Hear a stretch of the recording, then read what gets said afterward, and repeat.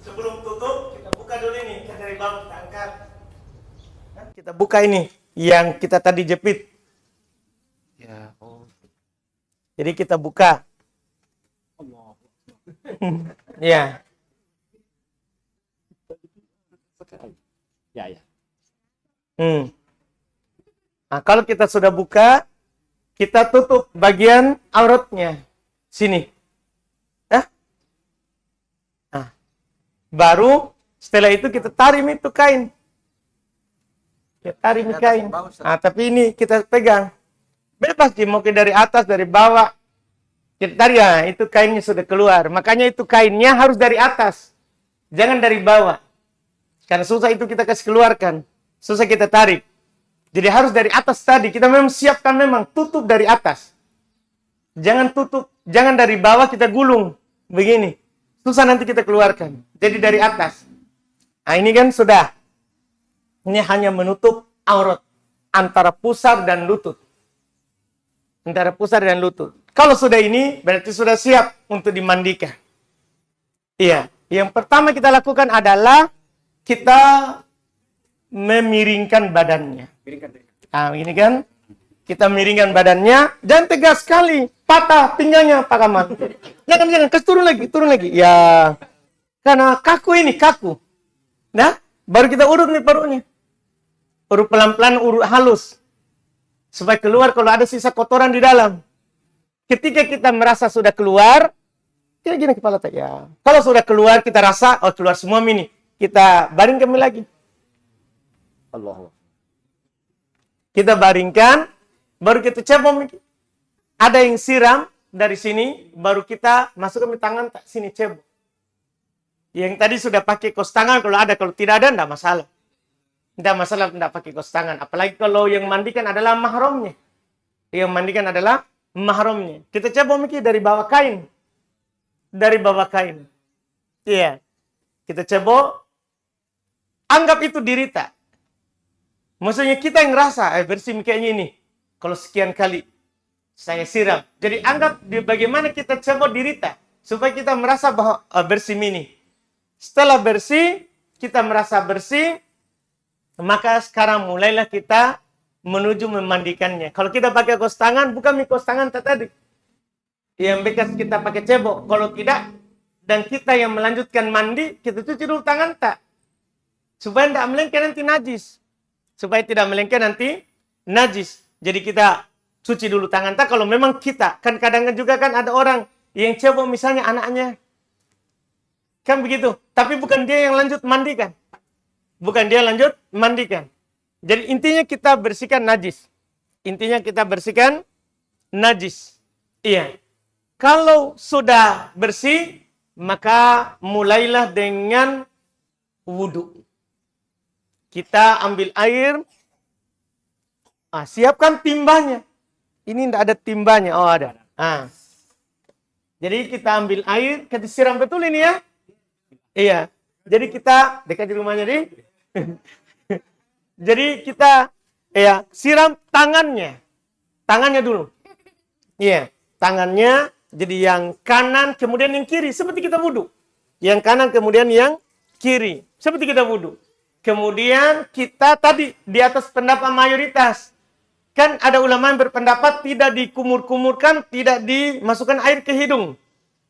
Ada yang berpendapat, tapi mayoritas dimasukkan. Caranya adalah kita basahi tangan tak. Kanan. Basahi, baru kan nanti kita basahi mulutnya, hidungnya. Lubang hidungnya. Kita basahi, baru bibirnya kita basahi. Usap namanya itu. Nah, kan kalau tidak bisa. Karena kalau kita siram, nanti, kalau kita siram, masuk air. Air itulah nanti yang menjadi lagi kencing. Iya, tidak ada di HP. Pak Mayat, tidak ada di HP tas ini. Tidak ada di. Masya Allah. Jadi, kita setelah, itu kita ini kumur-kumurkan dan masukkan air ke hidung. Tapi basahi. Itu semua dilakukan 3 kali. 3 kali. Tadi tangannya 3 kali, telapak tangan. Kemudian kumur-kumur dan masukkan air 3 kali. Setelah itu kita cuci wajahnya. Hati-hati di wajah, Pak. Jangan siram. Enggak. Jadi kita basahi tangan tak. Kita basahi tangan tak, baru kita basahi ini, anunya, wajahnya. Jangan disiram, karena itu tadi, nanti masuk air. Di hidung dan di mulut. Ya kan? Jadi kita siram. Kita basahi tangan tak, baru kita, ya, basahi wajahnya.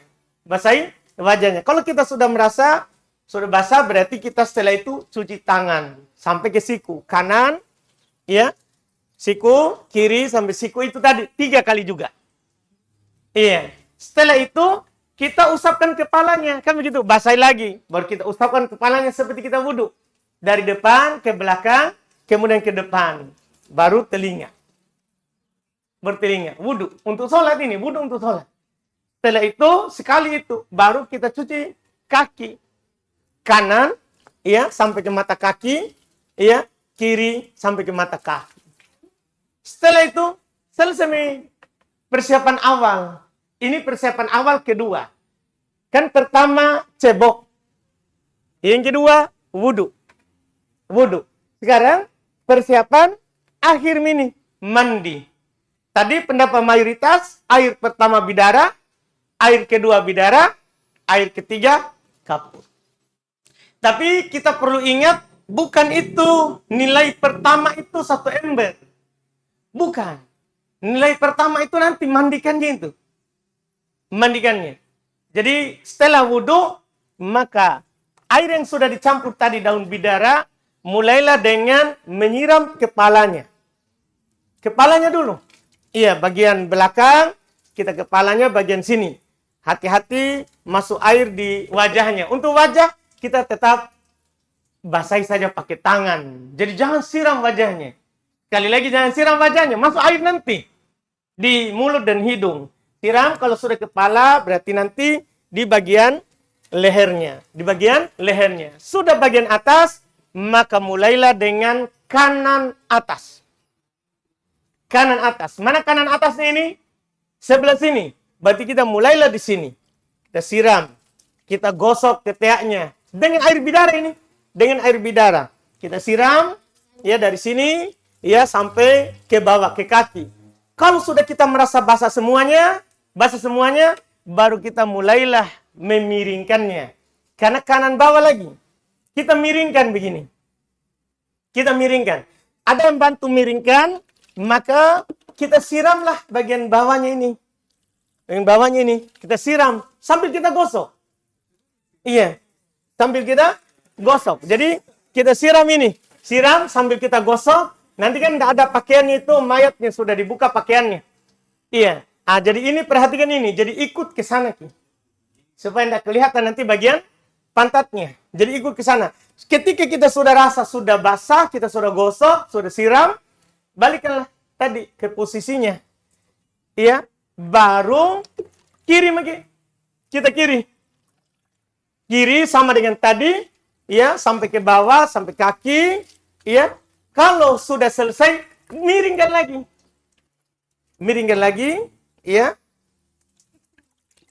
Ya. Baru kita siram. Ya. Sudah miringan, siram. Sudah kita merasa sudah gosok, sudah basah kita rasa. Kita kembalikan lagi. Ini nilainya sekali.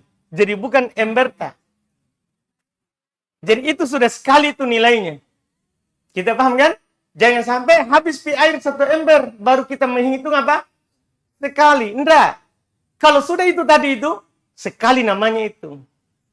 Sekali. Baru kita ulangi yang kedua kali. Tanpa wudhu. Ini bedanya. Yang kedua tanpa wudhu. Tapi persis dengan tadi. Mulailah dengan kepala, siram. Wajahnya. Kemudian kanan atas ini. Kanan bawah. Kemudian kiri atas.